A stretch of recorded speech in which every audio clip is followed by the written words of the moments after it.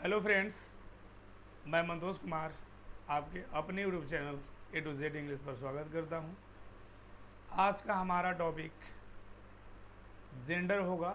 हम आज जेंडर के बारे में जानेंगे। हम अभी बिल्कुल बेसिक से सेशन को लेकर चल रहे हैं, बिल्कुल बेसिक से एडवांस की तरफ। जो भी बच्चे CGL का तैयारी करते हों, CPO का, CHSL हो, MDS हो, सारे में ये आपके लिए यूज़फुल होगा हर एग्ज़ाम के लिए।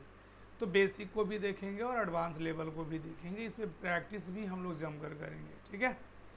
तो आप बिल्कुल शुरू से लास्ट तक देखना। अगर मेरे आप चैनल पे नए हो तो सब्सक्राइब भी कर लेना है। अगर सेशन अच्छा लगता है मेरे भाई, मेरे दोस्त, मेरे शेर, तो आप ज़रूर लाइक करना। कैसा आपको ये सेशन लगा कमेंट करके भी मुझे बताना है। कमेंट ज़रूर करिएगा, मुझे आपका कमेंट का इंतज़ार होता है ना। चलिए, तो आज का हमारा जो टॉपिक होगा वो होगा जेंडर। हमने इसके पहले नाउन को देखे थे, काइंड्स ऑफ नाउन को हमने जाना था, सेंटेंस, काइंड्स ऑफ सेंटेंस, ये सारी चीज़ों को हमने कवर कर लिया है बिल्कुल शुरू से, बिल्कुल स्टार्ट से, ठीक है। स्टार्टिंग से हम लोग चल रहे हैं। अगर आप नहीं देखे हो तो ज़रूर पीछे वाला वीडियो देख लेना। आज का हमारा प्यारा सा टॉपिक है छोटा सा जेंडर। तो चलिए इंजॉय करिए सेशन को, ठीक है।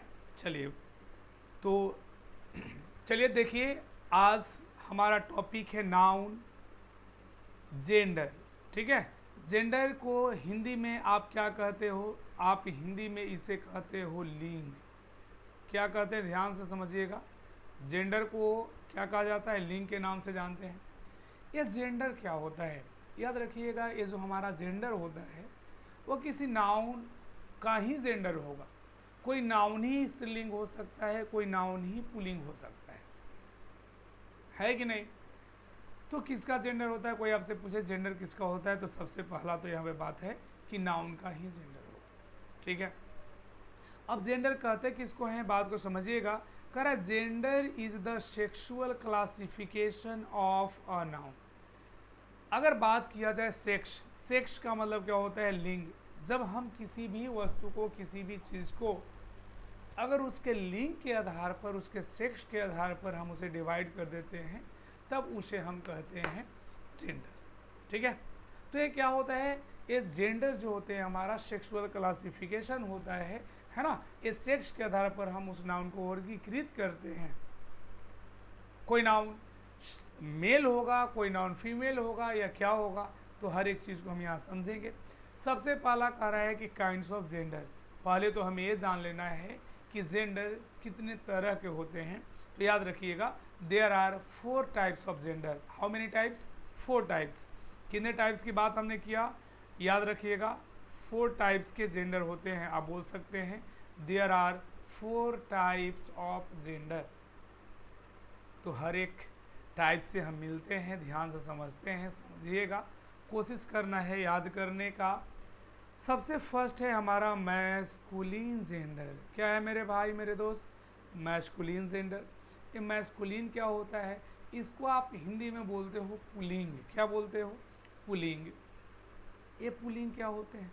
कह रहा है कि इट डिनोट्स मेल सेक्स। वैसा नाउन जो मेल को रिप्रेजेंट करता है, मेल को डिनोट करता है, उसे हम मैस्कुलिन के नाम से जानते हैं। कराए पुरुष मेल जाति का बोध कराता है, ठीक है। जैसे for example boy, man, father, tiger, uncle, dog, ये सब क्या है? मैस्कुलिन है। ये सारे के सारे मेल को डिनोट कर रहे हैं ना। एक बात और हम आपको यहाँ सिखा देना चाहेंगे, ये जो मैस्कुलिन है इसके लिए आपको यूज करना होगा ही ग्रुप। कौन सा ग्रुप देंगे मेरे प्यारे बंधु? आपको देना है ही ग्रुप। ही ग्रुप समझ में आ रहा है? मतलब इसमें आ जाएगा आपका ही, आ जाएगा आपका हिम, आ जाएगा आपका हीज, हिमसेल्फ। याद रखिएगा।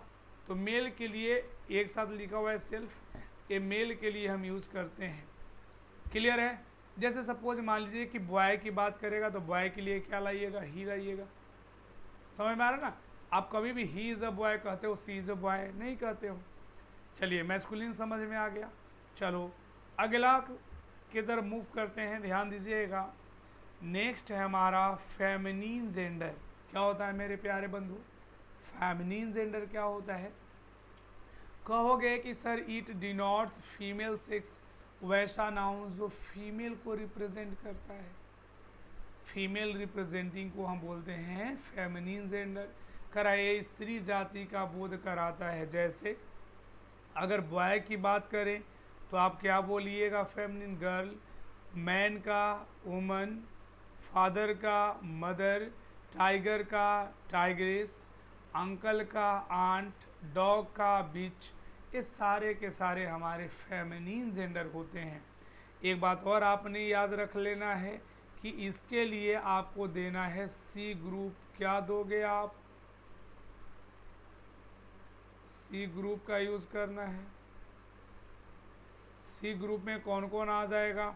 तो आपका आ जाएगा सी, है ना, हर, हम हर्ष बोल सकते हैं, हर सेल्फ बोल सकते हैं। ये सारे आपका क्या है? सी ग्रुप है। क्लियर हो रहा है ना हर एक पॉइंट? बिल्कुल आप समझते चलिएगा, ठीक है। तो ये आपका फेमिनिन जेंडर हुआ जो फीमेल को रिप्रेजेंट करता है। आगे की तरफ बढ़ते हैं, ध्यान से समझो। अगला हमारा है कॉमन जेंडर, ठीक है।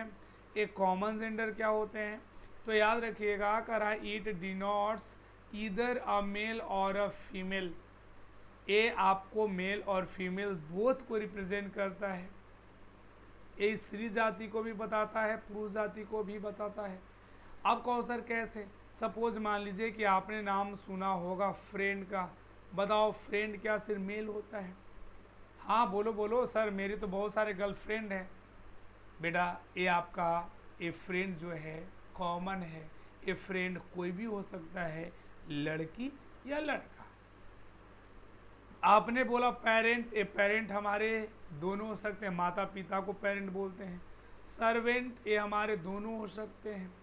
स्टूडेंट दोनों हो सकते हैं। थीप चोर सिर्फ लड़का चोरी करता है, लड़की नहीं। लड़की तो और पैकेट मार होती है ज़बरदस्त वाला, है कि नहीं? तो कोई भी चोरी कर सकता है। इनेमी दुश्मन, दुश्मन कोई हो सकता है हमारा, है ना, दोनों में से कोई भी चलेगा, मेल भी फीमेल भी। कज़न भाई बहन दोनों को बोलते हैं। आपने बोला टीचर, ये टीचर क्या है? मेल फीमेल दोनों होते हैं कि नहीं? आपने कहा डॉक्टर, ये डॉक्टर क्या है? मेल फीमेल दोनों है। इंजीनियर क्या है? मेल फीमेल दोनों है। ये सब आएंगे कॉमन जेंडर में। अब बात को समझिए, अगर कॉमन मेल था तो हमने ही ग्रुप कहा था, फीमेल था तो सी ग्रुप कहा था। अगर न्यूटर है, आगे हम बात करने वाले हैं, तो ईट ग्रुप कहते हैं। लेकिन बात अगर कॉमन का कर दिया जाए, पहले हम थोड़ा सा यहाँ पे बात करेंगे। अगर कॉमन जेंडर की बात किया जाए कि इसके लिए आपको कौन सा प्रोनाउन लगाना होगा, तो आप बात करेंगे जब इसकी प्रायोरिटी का, तो हमें याद रखना है हम प्रायोरिटी सबसे पहले देते हैं ही ग्रुप को। किसको देते हैं? ही ग्रुप। फिर हमारा आएगा यहाँ पे ईट ग्रुप, आगे हम ईट को पढ़ाने वाले हैं। फिर हमारा आएगा सी ग्रुप। तो ये आपका प्रायोरिटी है। सबसे पहले मेल को फीमेल आप प्रायोरिटी देते हो। कभी भी बोलना है, अगर कोई टीचर है, हमें पता है ना, नहीं पता है तो आप बोलोगे he is a teacher, she is a teacher, नहीं बोलना है। लेकिन मान लो कि अगर मुझे पता है कि जो टीचर क्लास ले रहे हैं या ले रही हैं वो मेल है या फीमेल है, अगर फीमेल है तो वहाँ पे सी इज़ अ टीचर बोल सकते हो। लेकिन अगर जहाँ पे हमें बात पता नहीं हो, हम नहीं जेंडर के बारे में जानते कैसा है, मेल है या फीमेल है, तो वहाँ पे आपको हमेशा प्रायोरिटी किसको देना है? मेल को देना है। हमेशा आप इसके लिए मेल का यूज़ करेंगे, ही ग्रुप का यूज़ करेंगे। अगला जाइए, ये हमारा है न्यूटर जेंडर। न्यूटर जेंडर क्या होता है? कह रहा है कि ईट डिनोट्स नो सेक्स। इसमें सेक्स नहीं झलकता है, पता नहीं चलेगा, कोई लिंग पता ही नहीं चलेगा। And use for non living things, और ये नॉन लिविंग को रिप्रेजेंट करता है, that is thing without life. वैसे सी जो निर्जीव वस्तु हो जिसमें जान नहीं होता है, वो सबको हम न्यूट्रल जेंडर में रखते हैं। कराए न पुरुष न स्त्री, इधर मेल नॉर, कराए कि नीदर मेल नॉर फीमेल, ये दोनों में से किसी को रिप्रेजेंट नहीं कराता है।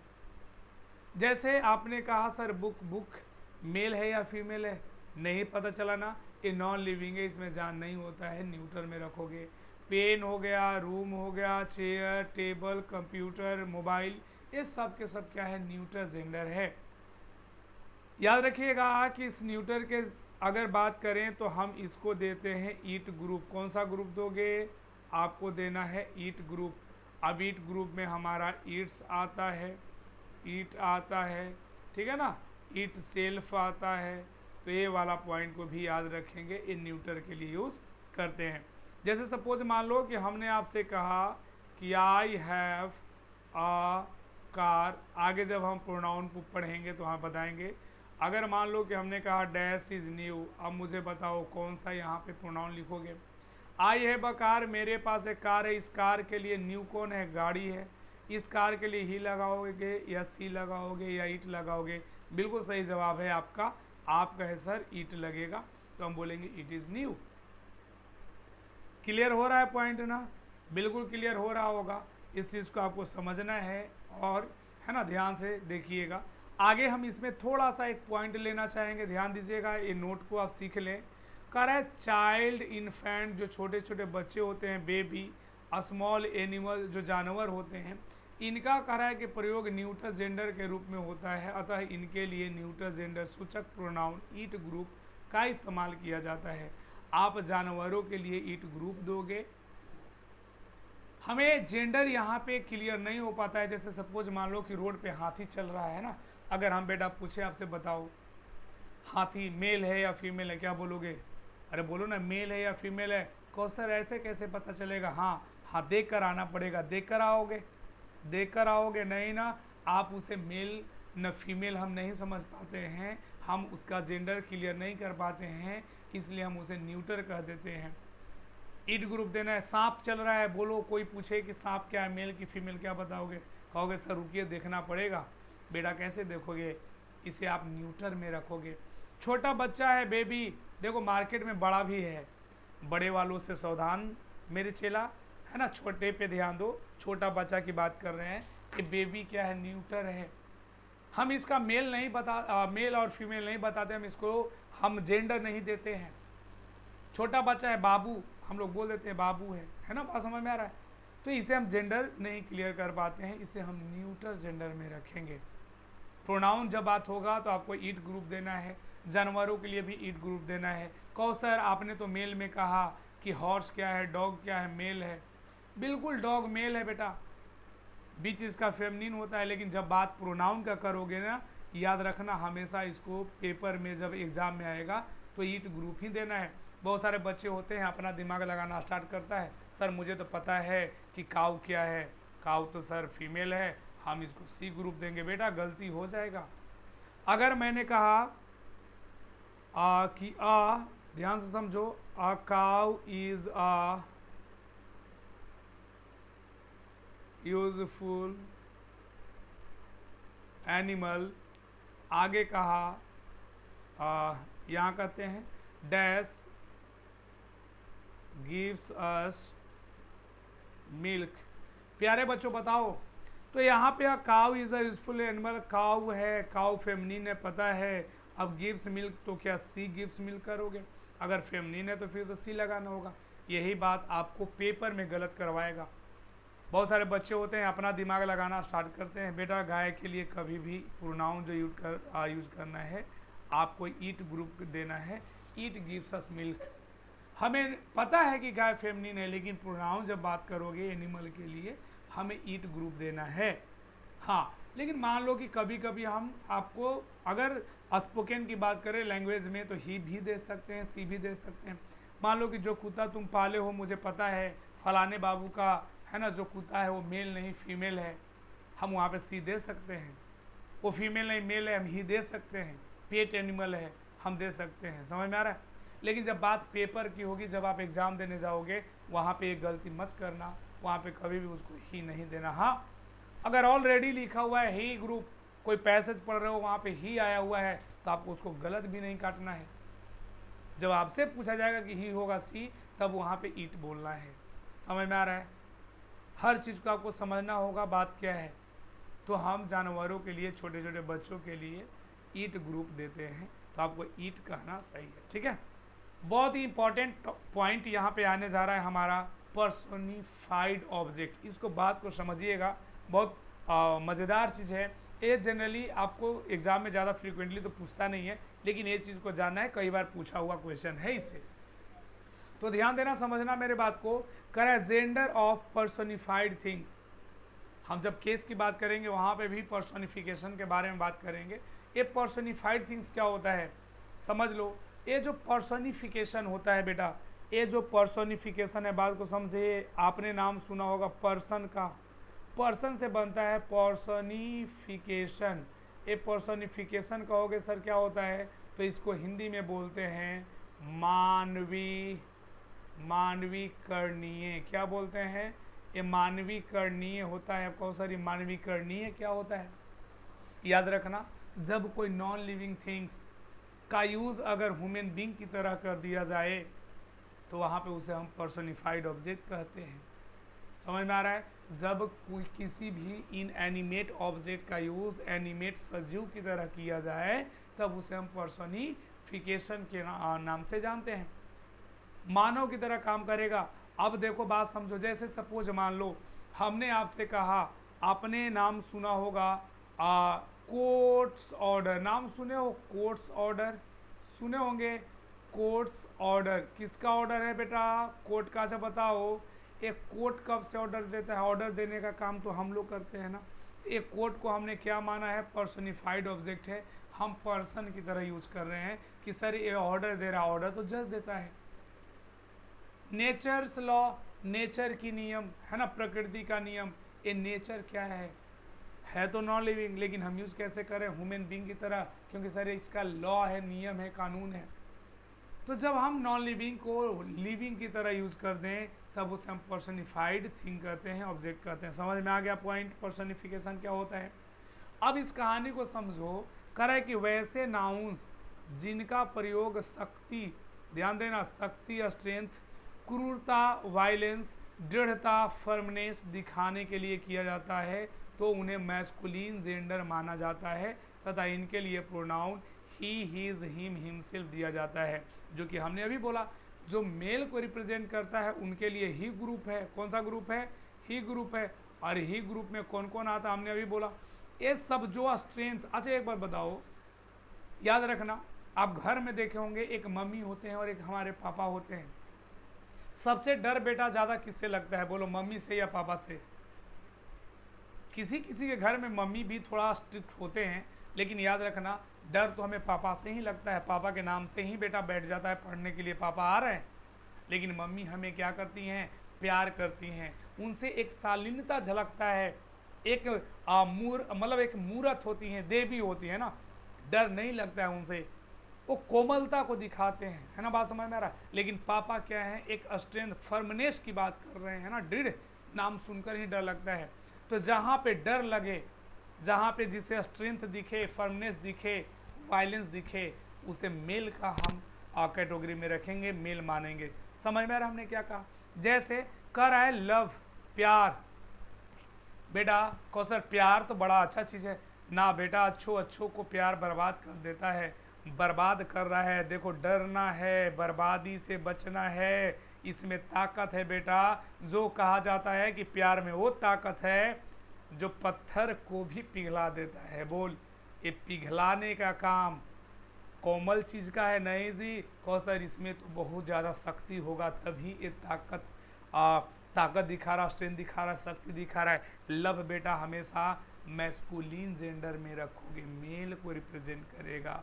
समर, गर्मी, गर्मी से सुनकर ही ना लगता है कि सर एकदम, जब धूप में जाओगे, चिड़चिड़ाती धूप में कैसा फील करता है ना, अंदर से हिला कर रख देता है गर्मी से, है कि नहीं।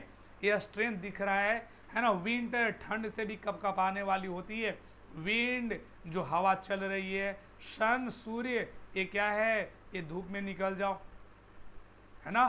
तो थंडर, देत के नाम से तो अच्छों का पसीना छूट जाता है ना। इस समय वायलेंस दिख रहा है, स्ट्रेंथ दिख रहा है, फर्मनेस दिख रहा है। ओशियन, है ना, नाम से, सागर के नाम से हमें डर लगता है, सागर है ना। वार, युद्ध, टाइम से तो सबको डरना चाहिए। टाइम बेटा, अगर आज हम और आप टाइम को नहीं समझे हमें टाइम कभी नहीं समझेगा। डर, डर इससे डर, समझ में आ रहा है, बहुत क्रूर है, बहुत क्रूरता है इसके अंदर, समझ में आ रहा है, ताकत है, स्ट्रेंथ है, जो भी हम कह सकते हैं, नाम दे सकते हैं। ये सब हमने ऐसे ही आपको कहानी याद करने के लिए सुना रहा हूँ, ठीक है। आप कोशिश करिएगा इसको लॉजिक को समझकर याद करने का, ठीक है ना। ये सब को हम मेल में रखते हैं, इसके लिए ही ग्रुप देना है। जैसे करा time her self heels all the wounds, है ना। कहा जाता है कि समय जो होता है हर जख्म को भर देता है। नहीं, समय से बड़ा कोई दवा नहीं है धरती पर। अच्छा दर्द भर जाता है समय के साथ। तो यहाँ पे कहना होगा टाइम हिम सेल्फ, क्या कहोगे, हिम सेल्फ, क्योंकि ही ग्रुप देना है तो आंसर ही हो जाएगा आपका सही। Death always knows his victim, है ना। मृत्यु को सब पता है कि कौन, है ना, मेरा शिकार है, किसकी आगे बारी है, ठीक है। आप कहीं पे गुफा में घुस जाओ, अगर बेटा मृत्यु आनी है, आपकी तय है, तो उस दिन आकर ही रहेगा। चाहे तुम 7 समुंदर पार क्यों न चले जाओ, बेटा बंगाल के खाड़ी में क्यों न चले जाओ, ढूंढ ढूंढ कर मारेगी मृत्यु, है कि नहीं। चलो बहुत बढ़िया, ये मारने का काम करता है। ये आपको अपने दुश्मनों को पहचानता है। हीज हमने दिया है, क्या दिया, हीज।